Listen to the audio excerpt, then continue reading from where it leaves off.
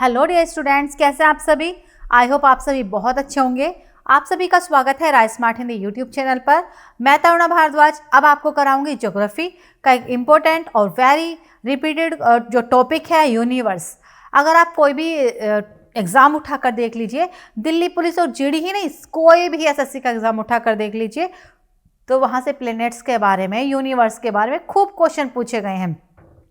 तो इसीलिए ये वाला टॉपिक आपके लिए हो जाता है इम्पोर्टेंट, क्योंकि इस टॉपिक से खूब क्वेश्चन आए हुए हैं। मैं वो भी क्वेश्चन दिखाऊंगी जो इस टॉपिक से आए हुए हैं और जैसे जैसे आते हैं, लेकिन थोड़ा हम पहले जो यूनिवर्स है उसकी जो कंसेप्ट है वो पढ़ेंगे, क्योंकि कई बार कंफ्यूजन हो जाता है। सेम सी चीज़ों में बहुत सारा डिफरेंस रहता है। जो हमें एक जैसी लगती है ना देखने में, एक जैसी नहीं होती, उनमें बहुत अंतर होता है।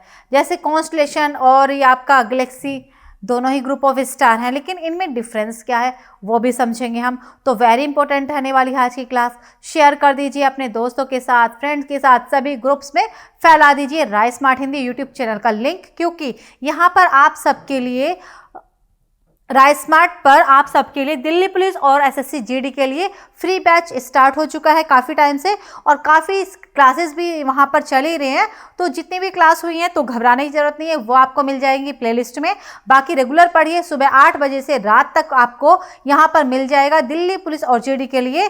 जैसा सिलेबस होता है, जैसे ही वहाँ पर क्वेश्चन का लेवल रहता है, उसी के अकॉर्डिंग यहाँ पर आपको क्लासेस मिल रही हैं। तो घबराने की ज़रूरत नहीं है, खुश होने की ज़रूरत है कि राइस स्मार्ट पर आपके लिए फ्री बैच है और पूरी तरह से एनालाइज करके किया गया। ऐसा नहीं कि कुछ भी उठाया और पढ़ा दिया।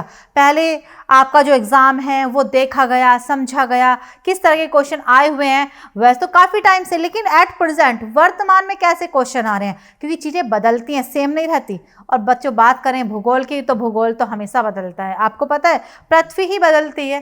पृथ्वी पहले आग का एक गोला थी, अब पृथ्वी आप देख लीजिए हरी भरी है, कहीं पर पेड़ पौधे हैं, कहीं पर वनस्पति है, तो चीज़ें बदल गई।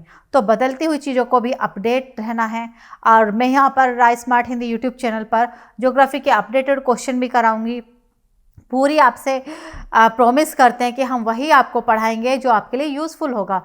यूज़लेस चीज़ें, टाइम पास वाली चीज़ें बिल्कुल यहाँ नहीं पढ़ाई जाती हैं। और बहुत सारे एग्जाम हुए जहाँ पर हमने पढ़ाया और वहाँ से बच्चों खूब क्वेश्चन राइस स्मार्ट से आए हुए हैं। तो आप वीडियोस में भी देख सकते हो, प्लेलिस्ट में भी देख सकते हो। प्रीवियस ईयर उठाइए, मैच कीजिए, प्लेलिस्ट बनी हुई है। ये मेहनत आपको करनी पड़ेगी। तो चलिए, आज का हमारा टॉपिक है यूनिवर्स के लिए। और हाँ, इससे पहले जितनी भी क्लासेस होती हैं उनका क्लास के बाद तुरंत पीडीएफ में मिलता है आपके लिए, ताकि आप अच्छे से क्लास में पढ़ें, समझें, लिखें ना। ठीक है, क्योंकि लिखा हुआ सारा आपको मिल जाएगा टेलीग्राम पर। इसका लिंक दिया हुआ है डिस्क्रिप्शन बॉक्स में।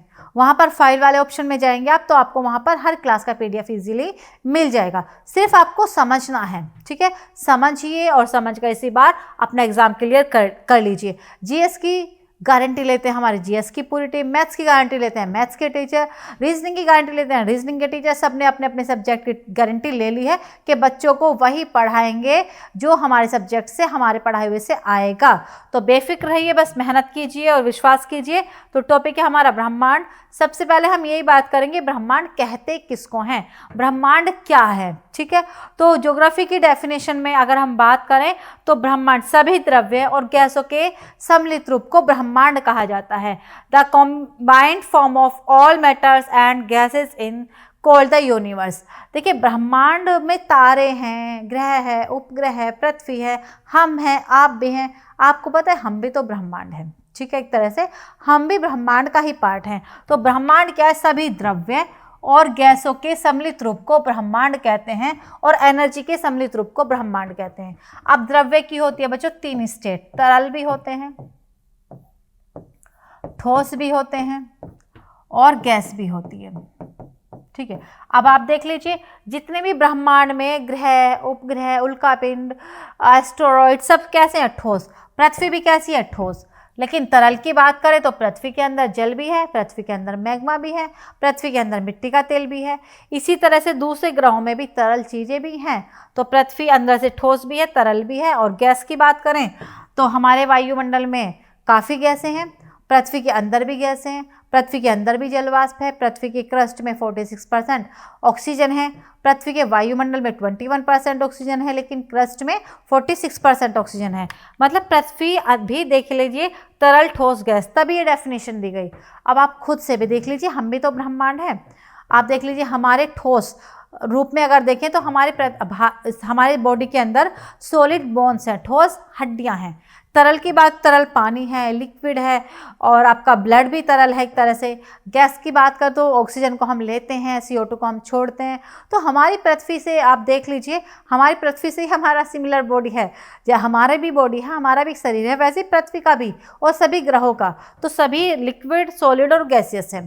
तो याद रखना, यूनिवर्स की डेफिनेशन आप यही देंगे, सभी ब्रह्मांड क्या है? सभी द्रव्य और ऊर्जा का सम्मिलित रूप। All matters and all energy called the universe. अब ऊर्जा की बात करें तो बच्चों देखिए, जितने भी ब्रह्मांड में कार्य होते हैं, जितने भी, वो बगैर ऊर्जा के हो ही नहीं सकते। अगर आप पढ़ रहे हैं, इसमें भी एनर्जी लग रही है। अगर मैं पढ़ा रही हूँ तो इसमें भी एनर्जी लग रही है। आप सोते सोते हुए भी आपको ऊर्जा की ज़रूरत पड़ती है। जो नेबुला था उसमें विस्फोट हुआ तो भी एनर्जी की वजह से हुआ। हर चीज़ एनर्जी के बिना हो ही नहीं सकती। और जो हमारा यूनिवर्स है उसमें काफ़ी एनर्जी है। हीलियम और हाइड्रोजन खूब हैं। हीलियम हाइड्रोजन के मॉलिक्यूल्स टकराते हैं, एनर्जी रिलीज करते हैं।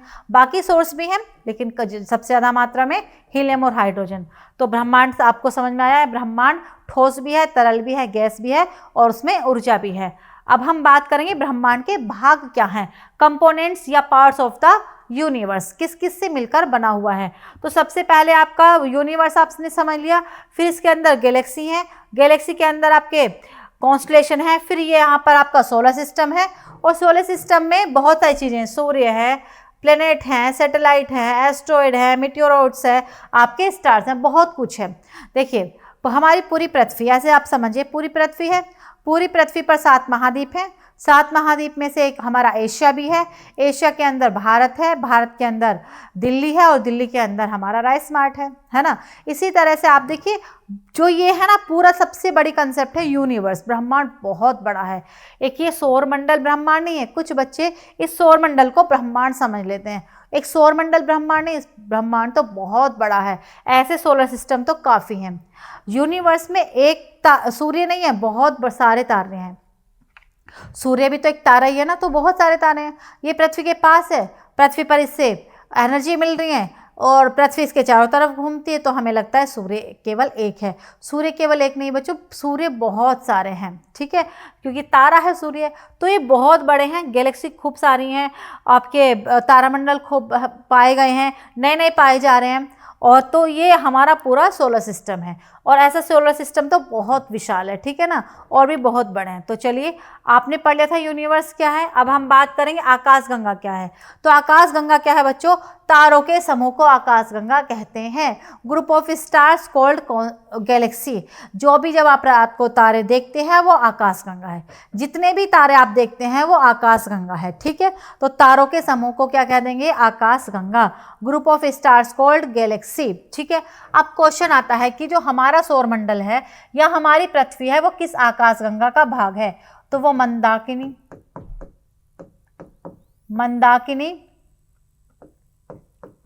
ऐरावत पथ, दुग्ध मेखला,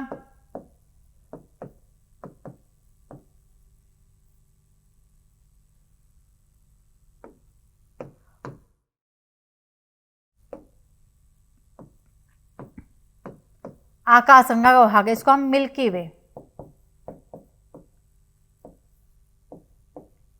वे भी कहते हैं।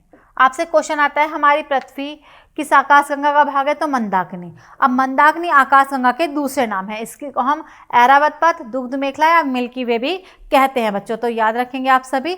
और वैसे तो ज़्यादातर ये आता है कि हमारी पृथ्वी किस आकाशगंगा का भाग है, लेकिन पृथ्वी के सौरमंडल में हमारा पूरा सोलर सिस्टम में वरुण भी है, बुध भी है, नेपच्यून भी है, तो सभी का पूछ सकते हैं। तो पूरा सोलर सिस्टम किस आकाशगंगा का भाग है? मिल्की वे, मंदाकिनी, ऐरावत पथ या दुग्ध मेखला। और क्वेश्चन आता है कि अब तक कितनी आकाशगंगाओं की पहचान की जा चुकी है। तो अब तक लगभग 200 आकाशगंगाओं की बच्चों पहचान की जा चुकी है, जिनमें से एक ये आकाशगंगा है। इसी के अंदर हमारा सोलर सिस्टम है, सौर मंडल है, और ऐसी आकाशगंगाएं तो 200 के आसपास हैं। तो आप खुद सोचिए कितना बड़ा यूनिवर्स होगा। यूनिवर्स बहुत बड़ा है बच्चों, ठीक है। अब हम बात करेंगे तारामंडल की। तो आपने क्या देखा है, रात में आप उठिए और देखिए जो तारे हैं, देखिए वैसे आकाशगंगा और तारामंडल दोनों का हम क्या बोलते हैं, तारों के समूह। दोनों तारों के समूह हैं, लेकिन इसमें अंतर क्या है, तारों का ये एक विशेष आकृति बनती है। जब तारे एक विशेष आकृति में एक स्पेसिफिक शेप में आ जाए तो उसको हम बोलते हैं बच्चों तारामंडल, उसको हम क्या बोलते हैं, कॉन्स्टलेशन, ठीक है। अब क्वेश्चन आता है कि आप याद रखना, इसी लैंग्वेज में पूछेंगे तारों की एक विशेष आकृति को क्या कहते हैं। तो तारों की एक विशेष आकृति को हम बोलते हैं बच्चों तारामंडल, ठीक है। अब बात करेंगे कितने तारामंडल की अब तक पहचान कर ली गई है। तो 89 तारामंडल अब तक पहचान लिए हैं, जिनमें सबसे बड़ा जो है वो है हाइड्रा। सबसे बड़ा तारामंडल कौन सा है, हाइड्रा तारामंडल सबसे बड़ा है। टिमटिमाते तारे पृथ्वी से भी खूब देखे जाते हैं। जब आप उठते हो रात में तो सप्तऋषि तारामंडल तो इजीली आप पहचान ले, तो काफ़ी तारे दिखते हैं। तो 89 पहचान लिए गए हैं। लार्जेस्ट है सब ये आपका हाइड्रा तारामंडल। चलिए नेक्स्ट क्वेश्चन, हम बात करेंगे सोलर सिस्टम से, सौर मंडल से। अब तो सौर मंडल में क्या है बच्चों, देखिए सौर मंडल में बीच में आ जाएगा आपका सूर्य। क्या आ रहा है बीच में, सौर मंडल के बीच में आ जाता है सूर्य, और इसके चारों तरफ ग्रह घूमते हैं, उपग्रह घूमते हैं, और ये सैटेलाइट बहुत सारे अभी आपने देखे। तो ये पूरा एक सौर परिवार है। लेकिन अब यहाँ पर एक मोड़ आता है, एक वेरी इंपॉर्टेंट क्वेश्चन ये है कि किसने बताया सौर मंडल के केंद्र में सूर्य है। तो कोपरनिकस ने बताया कि सौर मंडल के केंद्र में तो सूर्य है। कब बताया, 1400 ईस्वी के आसपास बताया। इसका मतलब इससे पहले हम कुछ और मानते थे। तो चलिए यहाँ पर दो क्वेश्चन निकल कर आते हैं। एक टोल्मी नामक वैज्ञानिक थे, कौन थे, टोल्मी।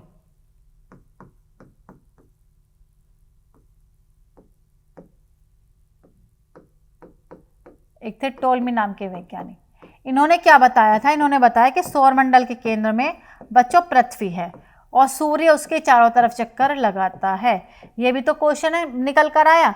तो किसने बताया सौरमंडल के केंद्र में सूर्य है, और किसने बताया सौरमंडल के केंद्र में पृथ्वी है, दोनों आपको याद रखना है। इसके बाद आ गए आपके कोपरनिकस। कौन आ गए,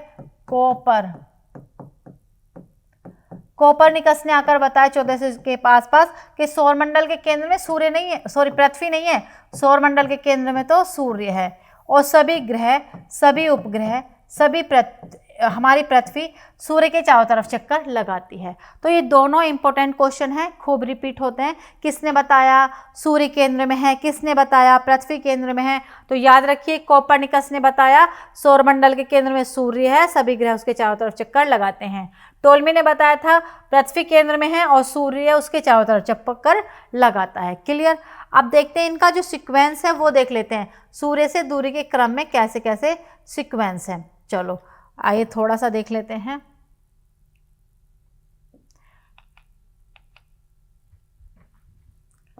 ये सन है, सन के बाद बुध, शुक्र, पृथ्वी, मंगल, अरुण, वरुण, यम। ये क्या है, बुध।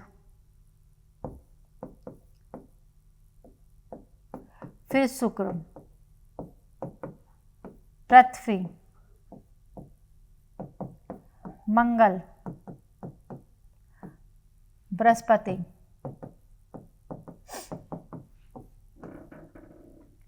शनि, अरुण, वरुण, यम। ये 9 ग्रह हैं, ठीक है। मरकरी,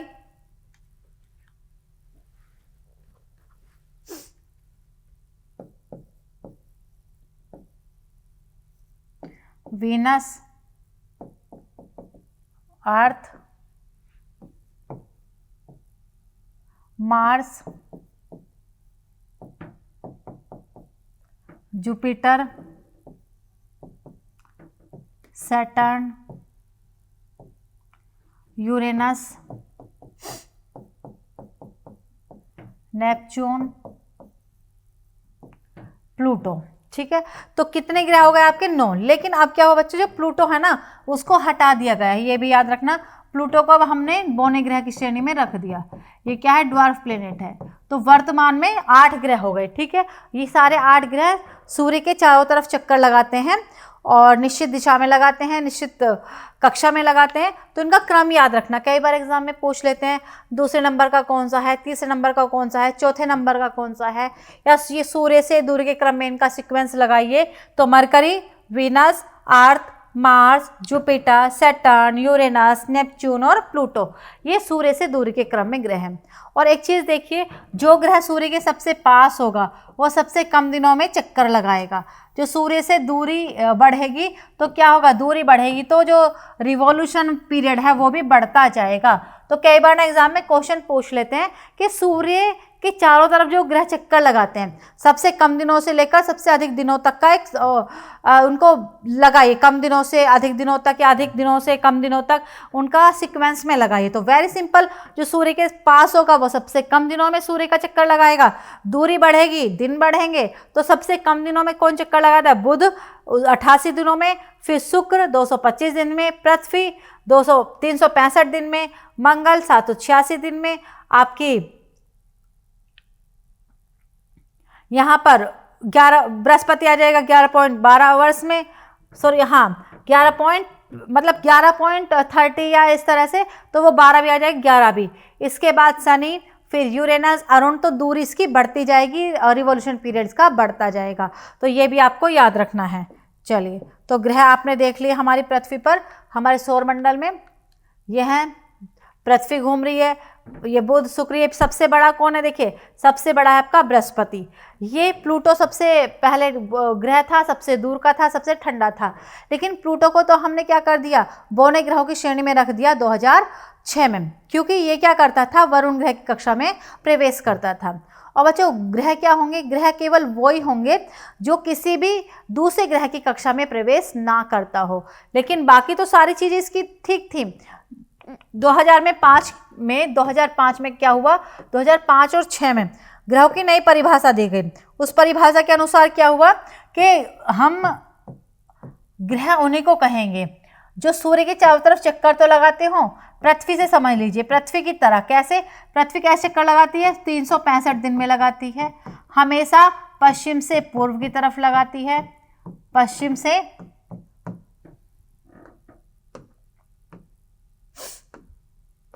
हमेशा पश्चिम से पूर्व की तरफ लगाती है और हमेशा इसी रास्ते पर लगाती है। ठीक है, और पृथ्वी का अपना कोई भी प्रकाश नहीं है, सूर्य के प्रकाश से ही चमकती है। तो दिन भी निश्चित है, दिशा भी निश्चित है और रास्ता भी निश्चित है। लेकिन वरुण ग्रह क्या करता था, दूसरे ग्रह प्लूटो क्या करता है, दूसरे ग्रह कक्षा में प्रवेश करता था। इसीलिए 2006 में वरुण को ड्वार्फ प्लेनेट, बौने ग्रहों की श्रेणी में रख दिया। तो कई बार क्वेश्चन आता है कि ऐसे ठोस पिंड जो सूर्य के चारों तरफ निश्चित कक्षा में, निश्चित दिनों में और निश्चित रास्ते पर चक्कर लगाते हैं, उनको क्या कहते हैं, तो उनको कहते हैं ग्रह। ठीक है, उनको क्या बोलते हैं, ग्रह बोलते हैं। क्योंकि सूर्य के चारों तरफ तो लाखों करोड़ों की संख्या में चक्कर लगाते हैं ठोस पिंड, सभी को तो हम ग्रह नहीं कहते, क्योंकि सभी निश्चित दिशा में नहीं लगाते, निश्चित रास्ते पर नहीं लगाते। कुछ का अपना प्रकाश भी होता है, कुछ का अपना प्रकाश नहीं होता है। ये तो आप जानते हैं कि जितने भी ग्रह होते हैं उनका अपना प्रकाश नहीं होता, बल्कि वो सूर्य के प्रकाश से ही चमकते हैं। इवन जो सैटेलाइट है, उपग्रह हैं, वो भी बच्चों सूर्य के प्रकाश से ही चमकते हैं, वो भी उनका भी अपना प्रकाश नहीं होता। लेकिन 2006 में शर्तें लगा दी गई, ठीक है ना, कि ठीक है, ये तो ठीक है कि उनका अपना प्रकाश नहीं होगा, लेकिन साथ साथ में ये भी शर्त है कि वो निश्चित दिन में चक्कर लगाते हो, निश्चित दिशा में लगाते हो, निश्चित रास्ते पर चक्कर लगाते हो। ये भी शर्तें ऐड की गई, तभी बौने ग्रहों की श्रेणी में उसको रख दिया गया। चलिए, अब हम बात करेंगे सूर्य क्या है। तो अभी आपको बताया सूर्य क्या है बच्चों, सूर्य एक तारा है। सूर्य क्या है, सूर्य एक तारा है, सूर्य की स्टार है। ये किससे मिलकर बना हुआ है, ये हीलियम और हाइड्रोजन से मिलकर बना हुआ है।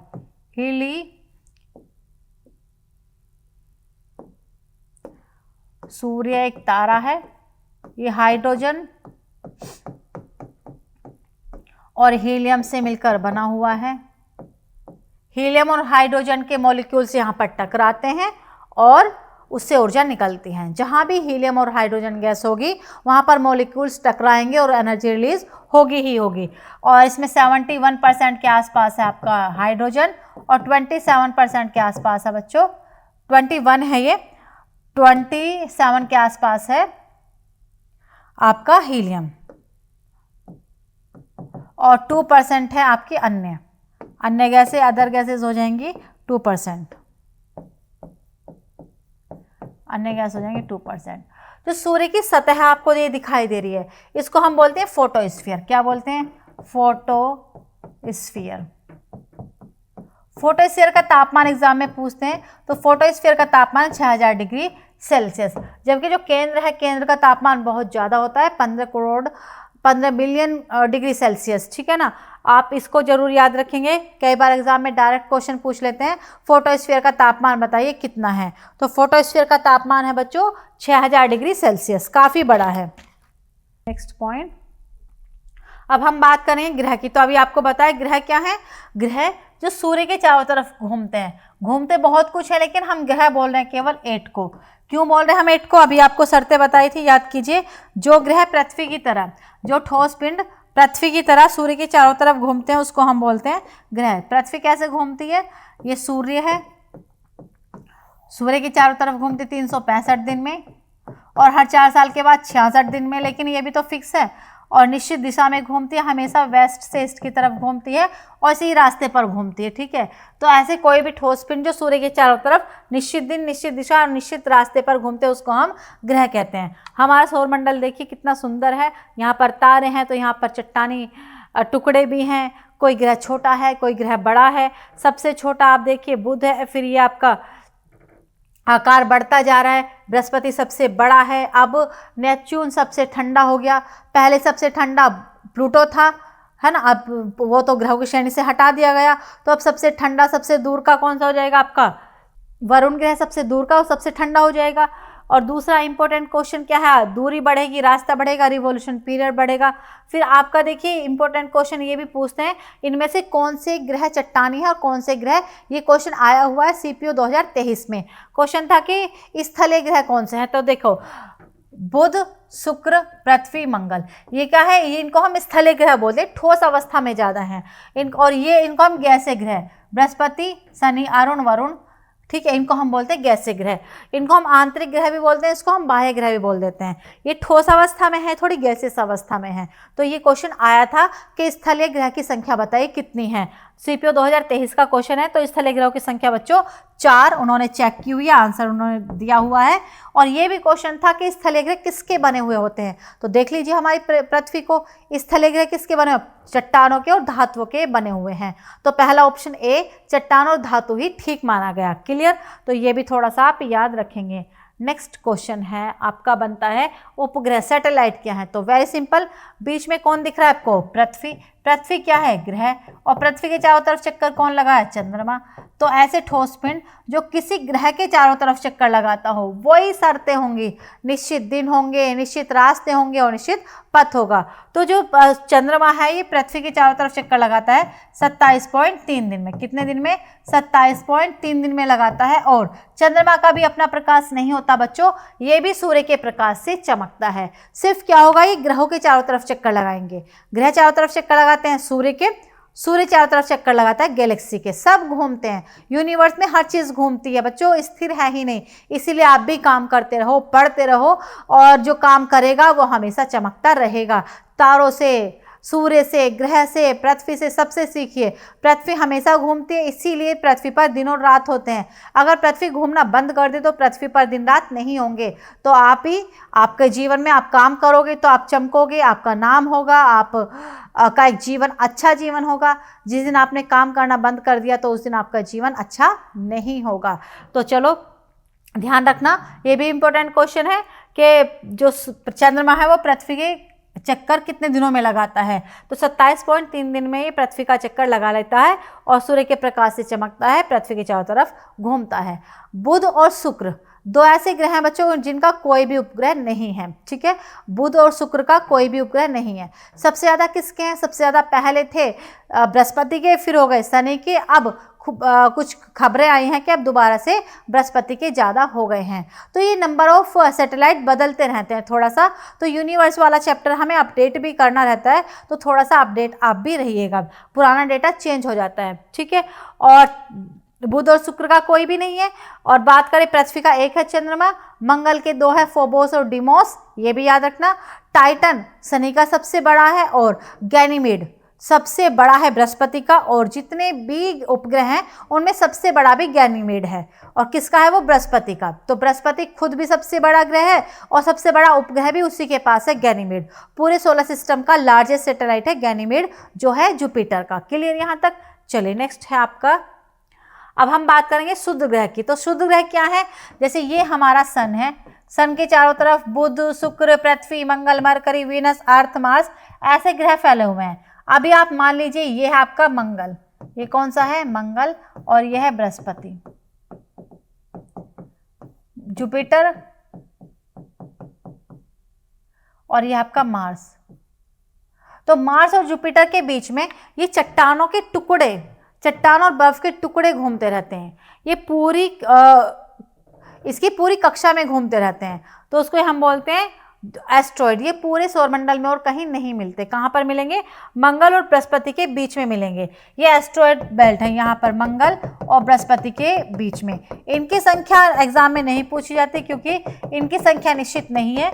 कभी ये 2 लाख तक पहुँच जाते हैं, कभी ये 40,000 तक भी रह जाते हैं, क्योंकि ये बर्फ के भी ठोस पिंड और चट्टानों के भी बनते भी रहते हैं, बिगड़ते भी रहते हैं। तो संख्या आप याद नहीं करेंगे, सिर्फ आप ये याद करेंगे कि ये किन 2 ग्रहों के बीच में पाए जाते हैं। तो वेरी रिपीटेड और इंपॉर्टेंट क्वेश्चन इनका यही है कि मंगल और बृहस्पति की कक्षा के बीच में चट्टानी टुकड़े पाए जाते हैं, ये और कहीं भी नहीं पाए जाते हैं। चलिए भाई, जिसको भी समझ में नहीं आ रहा है तो सभी पूछिए, कोई भी डाउट है पूछिए, क्योंकि आप पढ़ने के लिए आ रहे हैं, तो अपने डाउट्स क्लियर करते रहिए, राइस स्मार्ट के साथ रेगुलर रहिए। अब हम बात करेंगे मीटियोराइट्स, उल्कापिंड क्या है। तो देखिए होता क्या है बच्चों, ये हमारी पृथ्वी है, और ये हमारी पृथ्वी का एटमॉस्फेयर है, और ये है आपका ब्रह्मांड। ये क्या है बच्चों? ब्रह्मांड।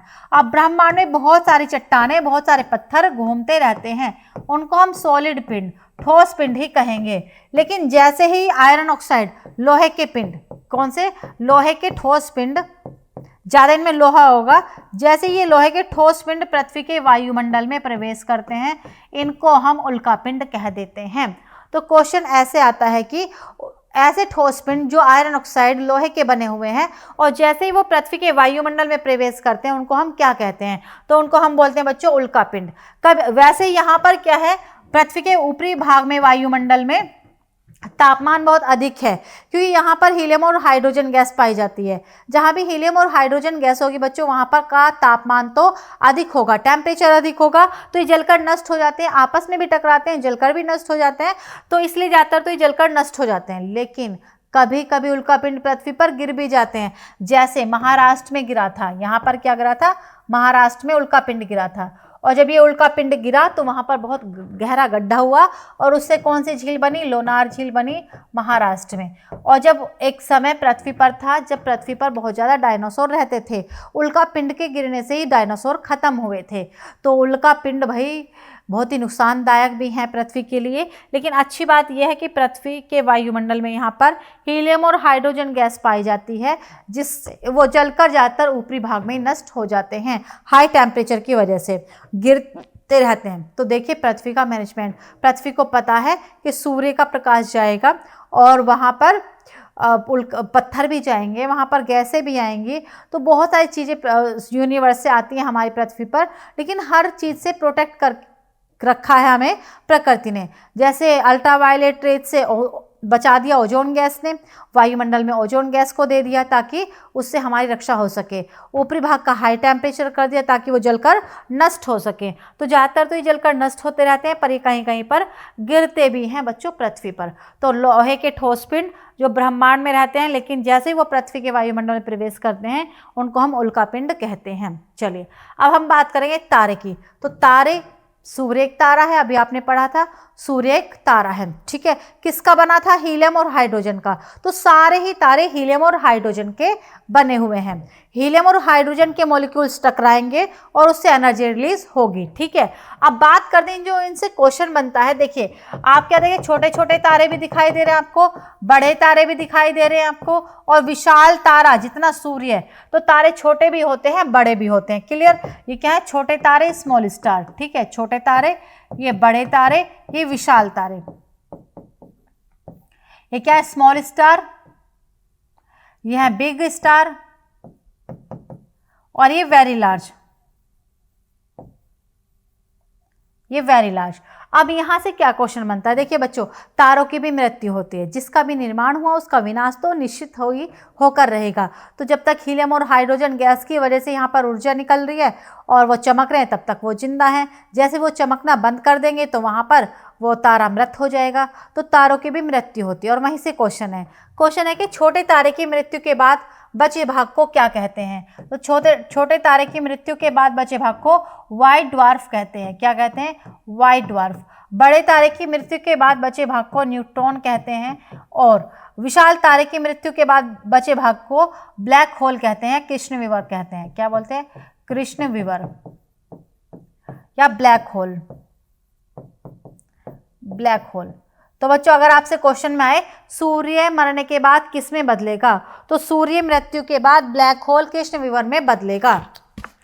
तो ये भी इंपॉर्टेंट क्वेश्चन है, खूब एग्जाम में पूछते हैं कि कौन मृत्यु के बाद किस में बदलेगा, कई बार मैचिंग में आ जाता है। तो याद रखना ये हीलियम और हाइड्रोजन के बने हुए हैं, और मरने के बाद छोटे तारे व्हाइट ड्वार्फ कहलाते हैं, बड़े तारे न्यूट्रॉन कहलाते हैं, और विशाल तारा या जितना कि सूर्य कृष्ण विवर ब्लैक होल में बदल जाता है। लेकिन अब कभी कभी क्या होता है कि जो जैसे ये न्यूट्रॉन है, न्यूट्रॉन से कभी कभी चुंबकीय तरंगें निकलने लगती हैं, मैग्नेटिक वेव्स निकलने लगती है, तब इसको पल्सर कहा जाता है। तो कई बार ये भी इंपॉर्टेंट क्वेश्चन पूछते हैं एग्जाम में कि जब न्यूट्रॉन से कभी कभी मैग्नेटिक वेव्स, चुंबकीय तरंगें निकलने लगे, तब आप उसको क्या कहोगे? तो तब उसको कहा जाता है बच्चों पल्सर। क्या कहा जाता है? पल्सर। इंपॉर्टेंट क्वेश्चन है ये भी। चलिए अब हम बात करेंगे क्वेश्चंस की। जो आपने पढ़ा किस तरह के क्वेश्चन आते हैं यूनिवर्स वाले चैप्टर से, आइए देखते हैं। किसी तारे का रंग निम्न में से किसको दर्शाता है? Which of the following is indicate by the colour of A star? तो वेरी सिंपल, किसी भी तारे का रंग उसके तापमान को दर्शाता है। हीलियम और हाइड्रोजन गैस टकराएंगी और वो चमकेंगी। तो जो तारे का रंग है चमकीला, वो तापमान है, टेम्परेचर है, उसकी ऊर्जा है। क्वेश्चन है निम्नलिखित में से कौन सा सबसे बड़ा तारामंडल है? Which one of the following is the largest recognised constellation? तो तारों की एक विशेष आकृति को हम तारामंडल कहते हैं। जब तक 89 तारामंडल पहचान लिए गए हैं, उनमें सबसे बड़ा तारामंडल है आपका हाइड्रा तारामंडल। चलिए नेक्स्ट क्वेश्चन। निम्नलिखित में से कौन सा तत्व हमारे ब्रह्मांड में सबसे अधिक मात्रा में पाया जाता है? Which of the following elements occurs most abundantly in our universe? तो बच्चों सबसे ज़्यादा मात्रा में हाइड्रोजन मिलता है। जब जहाँ पर आज पूरा ब्रह्मांड है, वहाँ पहले केवल हीलियम, हाइड्रोजन और सैंड पार्टिकल्स थे। हीलियम, हाइड्रोजन और सैंड पार्टिकल्स ठोस होकर नेबुला में बदले। नेबुला से ही ब्रह्मांड की उत्पत्ति हुई, जिसको हम बोलते हैं बिग बैंग सिद्धांत। ब्रह्मांड की उत्पत्ति के वैसे तो बहुत सारे सिद्धांत हैं, लेकिन सर्वमान्य सिद्धांत है बिग बैंग सिद्धांत। कौन सा सिद्धांत? बिग बैंग सिद्धांत, जो सबसे ज़्यादा माना जाता है। उन्होंने बताया कि सबसे पहले ब्रह्मांड के स्थान पर हीलियम और हाइड्रोजन गैस थी और सैंड पार्टिकल्स थे। इसीलिए हीलियम और हाइड्रोजन को हम सबसे प्राचीन गैस और ब्रह्मांड की गैस भी कहते हैं। चलिए, हमारे सौर मंडल में कौन सा ग्रह सूर्य के सबसे निकट है? Which planet in our solar system is the closest to the sun? तो वेरी इजी क्वेश्चन, सभी बता देंगे भाई, आंसर भी आप कर देना। तो पृथ्वी, सूर्य के सबसे पास कौन सा है? सूर्य के सबसे पास है बुध, उसके बाद शुक्र, बुध, शुक्र, पृथ्वी, मंगल, बृहस्पति, शनि, अरुण, वरुण, यम means Pluto, Mercury, Venus, Earth, Mars, Jupiter, Saturn, Uranus, Neptune और प्लूटो। तो इनका सीक्वेंस आपको रखना है याद। कोई भी पूछ लेता है 4th नंबर का कौन सा है, 6th नंबर का कौन सा है, 7th नंबर का कौन सा है, सबसे दूर कौन सा है, सबसे पास कौन सा है। तो सबसे दूर कौन है? वरुण। पहले सबसे कौन सा था दूर? प्लूटो। प्लूटो को हमने क्या बोल दिया? बौना ग्रह। क्यों बोल दिया? क्योंकि वो वरुण ग्रह की कक्षा में करता था प्रवेश। जबकि ग्रह कौन है? जो सूर्य के चारों तरफ घूमे लेकिन किसी दूसरे ग्रह की कक्षा में प्रवेश ना करे, निश्चित दिनों में घूमे, निश्चित दिशा में घूमे। चलिए, महाविस्फोटक सिद्धांत किससे संबंधित है? Big bang theory is related to. तो बिग बैंग थ्योरी का संबंध है बच्चों ब्रह्मांड की उत्पत्ति से। ब्रह्मांड की उत्पत्ति का बिग बैंग सिद्धांत दिया था जॉर्ज लेमेंटर ने। इन्होंने बताया था कि जहाँ पर आज ब्रह्मांड है वहाँ पहले हीलियम, हाइड्रोजन और सैंड पार्टिकल्स थे। तो ब्रह्मांड का जो विस्तार है वो लगातार जारी भी है। तो इन्होंने बताया था। तो महाविस्फोटक सिद्धांत या बिग बैंग सिद्धांत किसने दिया? जॉर्ज लेमेंटर ने दिया। क्या बताया गया उसमें? ब्रह्मांड की उत्पत्ति के बारे में बताया गया है। क्वेश्चन है, आकाशगंगा वर्गीकृत की गई है। How are the Milky Way classified. तो जो हमारी आकाशगंगा है वो है बच्चों सर्पिलाकार गैलेक्सी। कैसी? एज ए स्पाइरल गैलेक्सी है हमारी आकाशगंगा। और हमारी आकाशगंगा कौन सी है? मंदाकिनी, जिसको हम ऐरावत पथ, मिल्की वे या दुग्ध मेखला भी कहते हैं।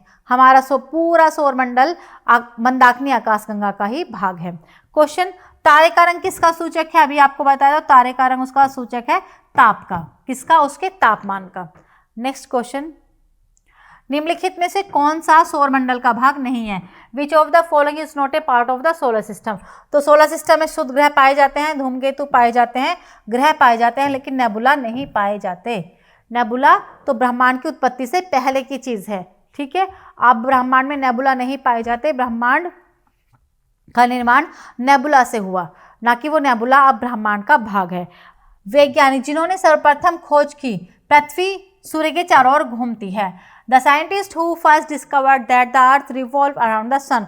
तो कोपर्निकस है जिन्होंने बताया पृथ्वी सूर्य के चारों तरफ घूमती है या सौरमंडल के केंद्र में सूर्य है।